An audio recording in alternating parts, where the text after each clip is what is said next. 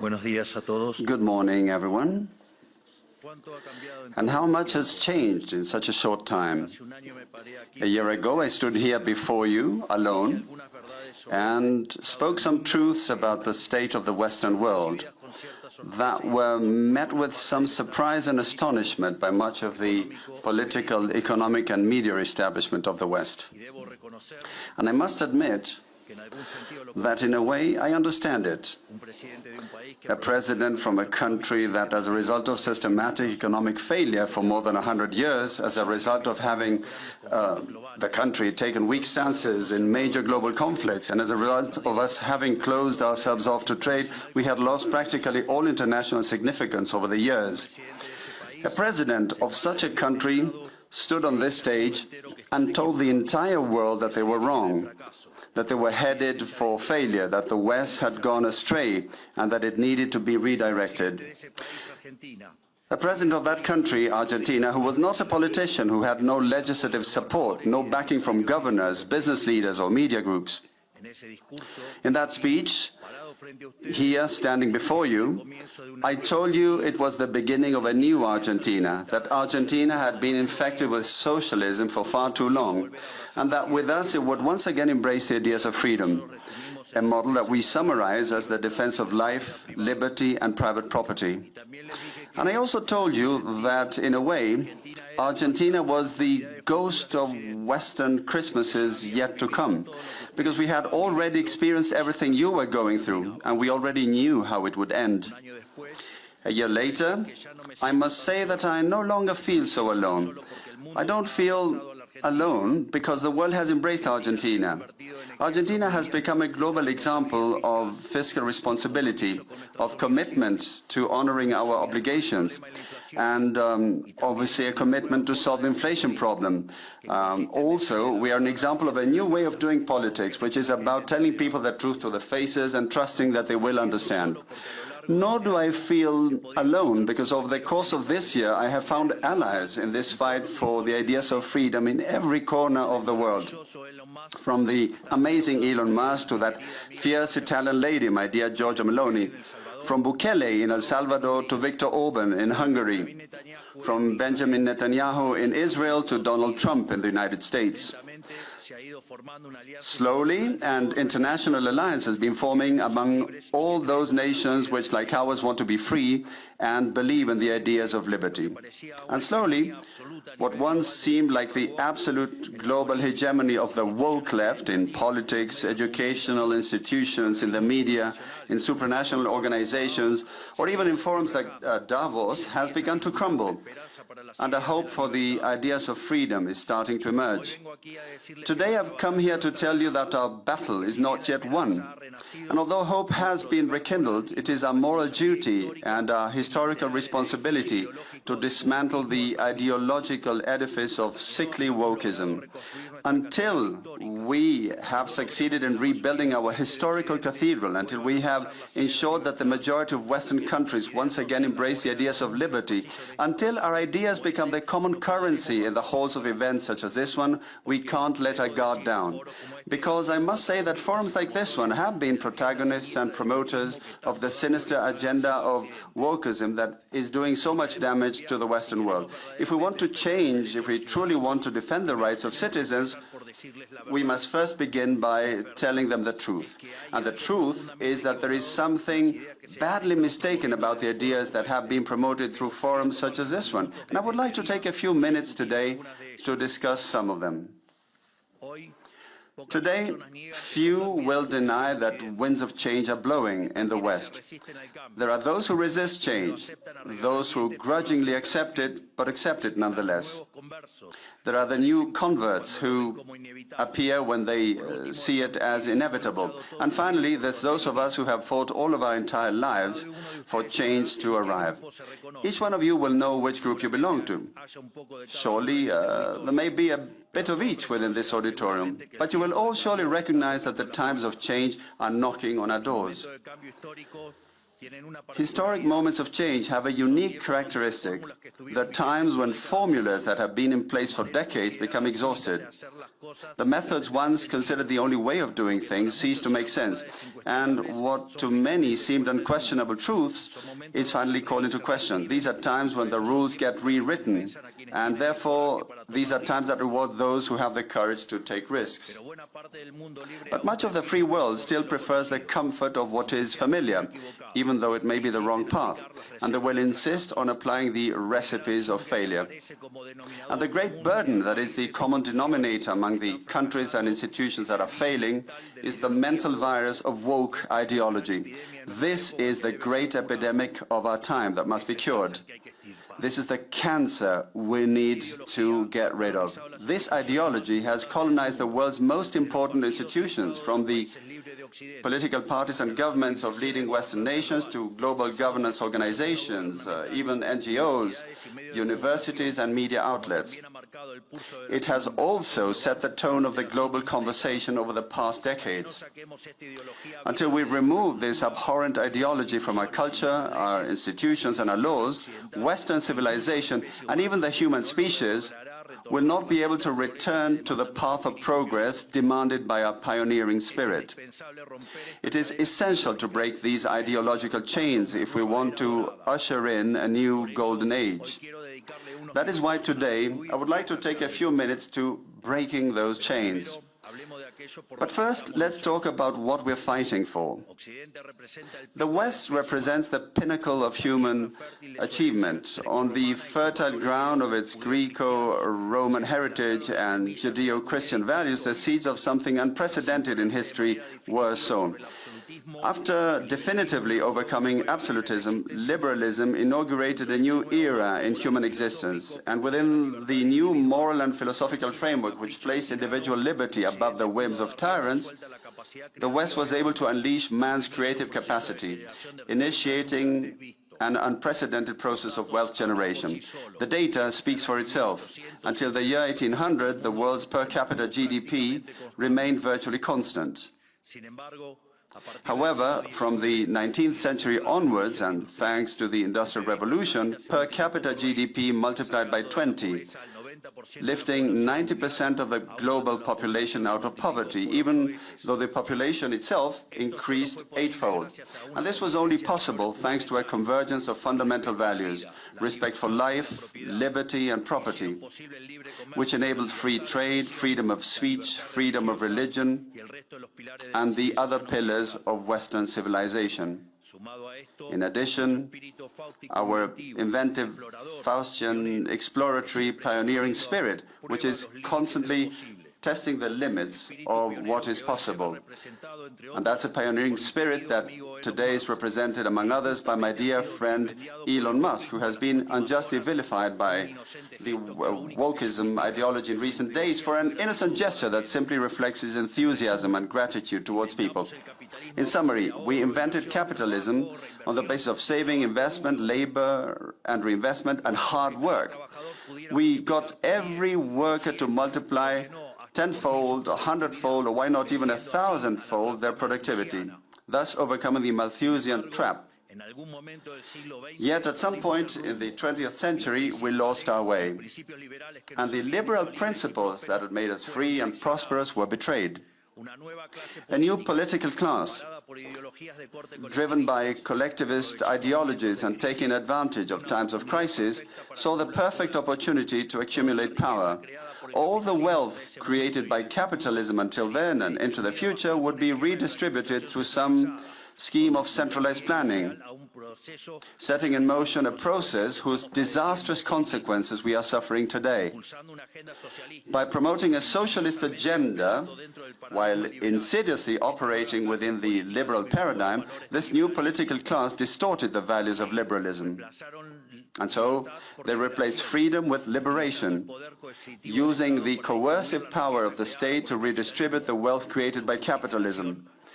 Their justification was the sinister, unjust and abhorrent idea of social justice, complemented by theoretical Marxist frameworks aimed at liberating individuals from their needs. And at the core of this new value system lies the fundamental premise that equality before the law is not enough, as hidden systemic injustices exist which must be rectified. An idea that serves as a goldmine for bureaucrats who aspire to omnipotence. And this is fundamentally what wokeism is about, the result of the reversal of Western values. Each of our civilization's pillars has been replaced by a distorted version of itself through various mechanisms of cultural subversion. Negative rights to life, liberty, and property were transformed into an artificial and endless list of positive rights. First it was education, then housing, and from then on absurdities like access to the internet, televised football, theater, cosmetic treatments, and an endless number of other desires that were turned into fundamental human rights. Rights that, of course, someone has to pay for, and which can only be guaranteed through the infinite expansion of the abhorrent state. In other words, we move from the concept of freedom as the fundamental protection of the individual against the intervention of the tyrant to the concept of liberation through state intervention. On this foundation, wokeism was built, an ideology of monolithic thinking upheld by various institutions, whose purpose is to penalize dissent. Feminism, diversity, inclusion, equity, immigration, abortion, environmentalism, gender ideology, among others. These are all various heads of the same beast, aimed at justifying the state's expansion through the appropriation and distortion of noble causes. Let us look at some of these.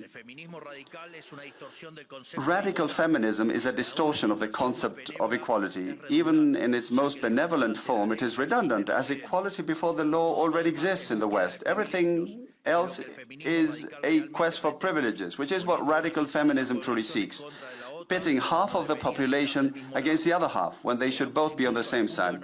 We have even got to the point of normalizing the fact that in many supposedly civilized countries, if you kill a woman, it is called femicide, and this carries more serious punishment than if you kill a man, simply based on the sex of the victim, legally making a woman's life be worth more than that of a man.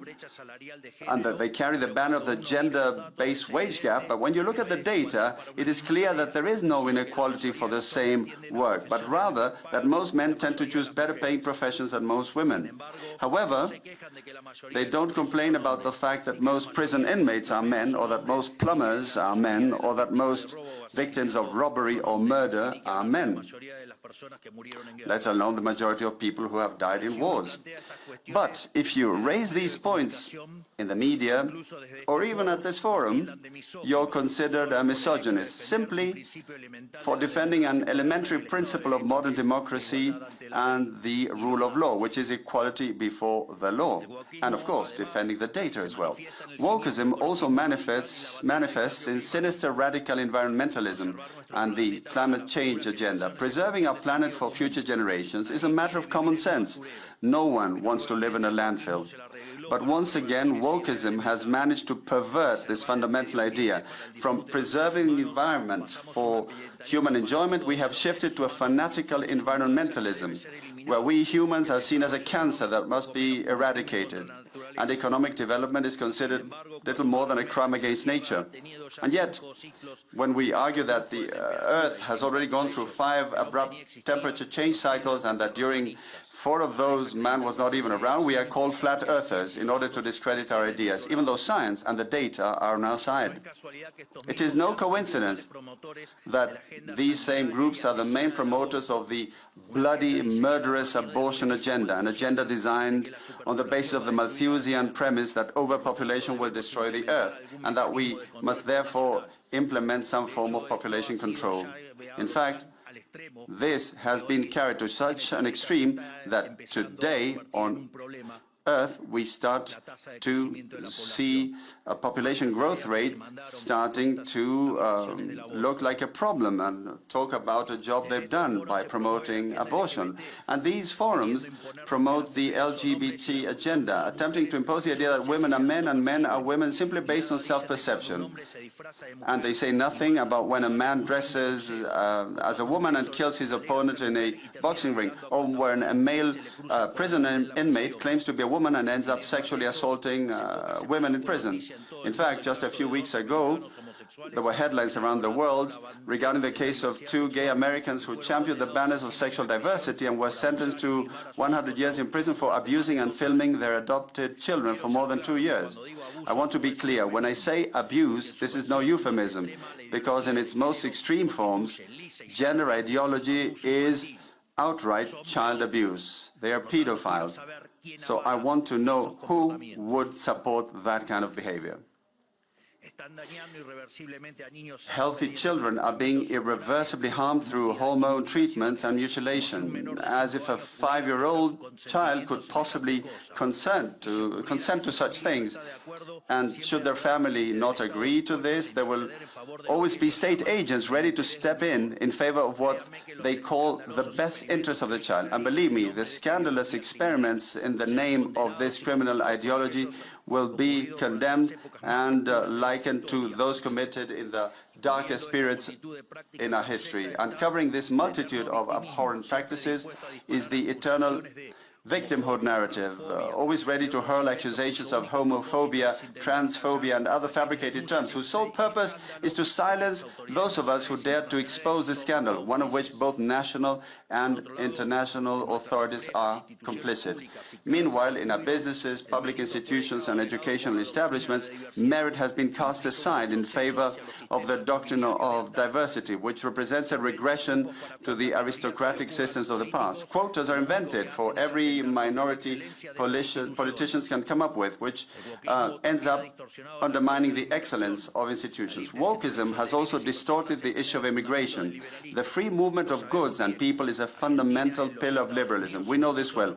Argentina, the United States, and many other countries became great thanks to immigrants who left their homelands in search of new opportunities. However, we have shifted from attracting foreign talent to foster development to now embracing mass immigration driven not by national interest but by guilt. Since the West is supposedly the root cause of all of the world's evils in history, it must redeem itself by opening its borders to everyone, which leads to a form of reverse colonization that resembles collective suicide. So this is how we now see images of hordes of immigrants who abuse, assault, or even kill European citizens whose only sin was not adhering to a particular religion. But when someone questions these situations, they're immediately labeled racist, xenophobic, or even Nazis. Wokeism has penetrated our societies so deeply, promoted by institutions like this one, that it has even led to questioning the very concept of biological sex through the disastrous influence of gender ideology, which has resulted in even greater state intervention through absurd legislation, such as the state having to fund expensive hormone treatments and surgeries to fulfill the self-perception of certain individuals. Only now are we beginning to see the effects of an entire generation that has mutilated their bodies, encouraged by a culture of sexual relativism. And these people will have to spend their entire lives in psychiatric treatment to cope with what they have done to themselves. Yet, no one dares to speak about these issues. Not only that, but the vast majority have also been subjected to the misguided self-perceptions of a tiny minority. And wokeism also seeks to hijack our future, because by dominating the faculties of the world's most prestigious universities, it is shaping the elites of our countries to reject and deny the culture, ideas, and values that made us great, further damaging our social fabric. What future do we have if we are teaching our young people to feel ashamed of our past? All of this was incubated and increasingly developed over the past decades after the fall of the Berlin Wall. Curious enough, free nations began to self-destruct when they no longer had adversaries to defeat. Peace made us weak. We were defeated by our own complacency. All these and other aberrations, which we can't enumerate due to time constraints, are the threats that today endanger the West. And unfortunately, these are the beliefs that institutions like this one have been promoting for 40 years. And no one here can feign innocence. For decades, There has been a worship of a sinister and murderous ideology, as if it were a golden calf, moving heaven and earth to impose it on humanity. And this organization, along with the most influential supranational bodies, have been the ideologues of this barbarity. Multilateral lending organizations have been instruments of extortion, while many national governments, and especially the European Union, have acted as their armed wing. Is it not true that right now, as we speak, in the UK, citizens are being imprisoned for exposing horrifying crimes committed by Muslim migrants, crimes that the government seeks to conceal? Or didn't the bureaucrats in Brussels suspend Romania's elections simply because they didn't like the party that had won? Faced with each of these discussions, wokeism's first strategy is to discredit those of us who challenge these things, first by labeling us and then by silencing us. If you're white, you must be racist. If you're a man, you must be a misogynist or part of the patriarchy. If you're rich, you must be a cruel capitalist. If you're heterosexual, you must be heteronormative, homophobic, or transphobic. For every challenge, they have a label, and then they try to suppress you by force or through legal means.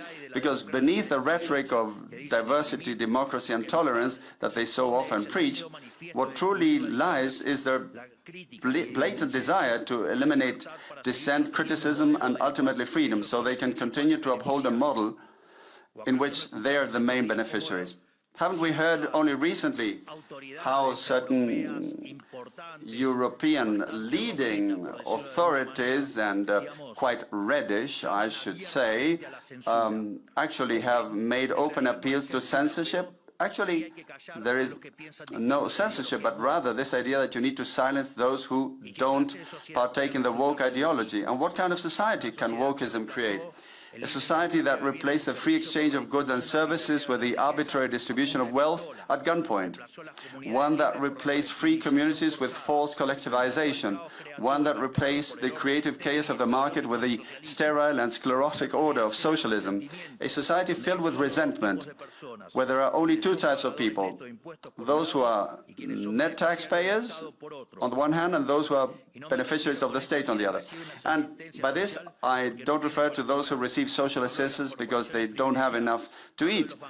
I'm talking about the privileged corporations, the bankers who were bailed out during the subprime crisis, the majority of media outlets, the indoctrination centers disguised as universities, the state bureaucracy, the unions, social organizations, and the crony businesses that thrive of the taxes paid by hard-working individuals and taxpayers. I'm talking about the world described by Ayn Rand in Atlas Shrugged, which unfortunately has become a reality. It is a system where the big winner is the political class, which becomes both a referee and stakeholder in this redistribution game. I say it again. The political class is a referee and stakeholder, an interested party in this redistribution. Of course, the one who redistributes is the one who keeps the lion's share. And despite the cosmetic differences between various political parties, they share interests, partners, deals, and an unshakable commitment to maintaining the status quo. That is why I call them all the party of the state, a system that hides behind well-meaning rhetoric, claiming that the market fails and that they are the ones responsible for correcting the failures through regulations, force, and bureaucracy. But there's no such thing as market failures. Market failures, I say this again, do not exist. Since the market is a mechanism of social cooperation where property rights are voluntarily exchanged, the very concept of market failures is a contradiction in terms. The only thing such intervention achieves is the creation of new distortions within the price system, which in turn hinders economic calculation, savings and investment, ultimately leading to even more poverty in its wake, or a mesh of abhorrent regulations, such as is the case in Europe, which kills economic growth. As I often say in my speeches, if you believe there is a market failure, go and check to see if the state is and not involved. And if you find that it isn't, check again, because you got it wrong. For this same reason, since wokeism is nothing more than a systematic plan by the party of the state to justify state intervention and increase public spending, this means that our first and foremost mission, if we truly want to reclaim the West's progress and build a new golden era, has to be the drastic reduction in the size of the state, not only in each of our countries, but also the drastic reduction of all supranational organizations, as this is the only way to root out this perverse system, draining its resources in order to give back to taxpayers what belongs to them and to put an end to the sale of favors. There is no better method to end state bureaucracy than to have no opportunity for such favors to be sold in the first place. The functions of the state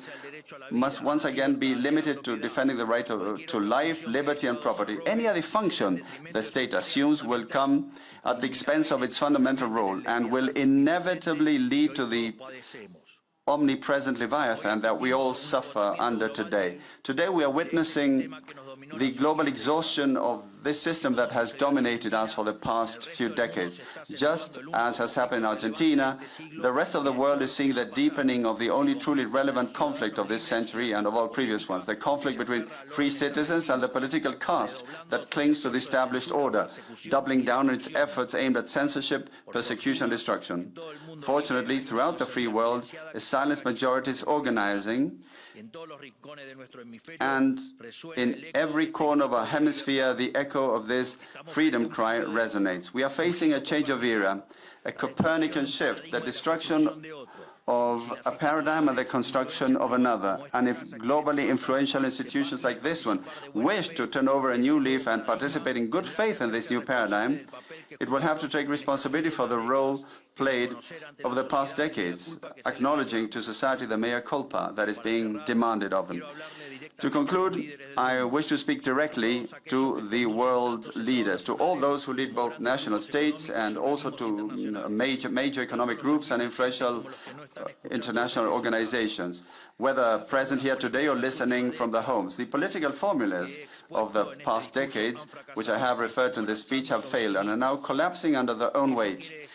This means that thinking like everyone else does, reading what everyone else reads and saying what everyone else says can only lead to error, even though many still insist on marching towards the precipice. The script of the last 40 years has run out, and when a system runs out, history opens up. That is why, to all global leaders, I say it is time to break free from that script. It is time to be bold. It is time to dare to think and to dare to write our own verses. Because when the ideas and narratives of the present all say the same thing and they say the wrong things, being brave means standing outside of time. It means looking backwards, not being dazzled by the transient, losing sight of the universal. It means reclaiming truths that were obvious to our ancestors and that are at the core of Western civilization success, but which the regime of monolithic thinking of recent decades has persecuted as if they were heresies. As Churchill once said, the farther back you can look, the farther forward you're likely to see. In other words, we must reconnect with the forgotten truths of our past to untangle the knots of the present and take the next step forward as a civilization towards the future. And what do I see when I look back? That we must once again embrace the last proven thesis of economic and social success. This is the model of freedom. Once again embracing the ideas of freedom, going back to libertarianism. That's what we're doing in Argentina. That is what I trust President Trump will do in the new America. And this is what we invite all the great nations of the free world to do if they wish to halt in time what is clearly a path leading to catastrophe. So, ultimately, what I'm proposing is that we make the West great again. Today, just as 215 years ago, Argentina has broken its chains and invites us, as our national anthem declares, invites us, all mortals of the world, to hear the sacred cry, freedom, freedom, freedom. May the forces of heaven be with us. Thank you all very much, and long live freedom, damn it!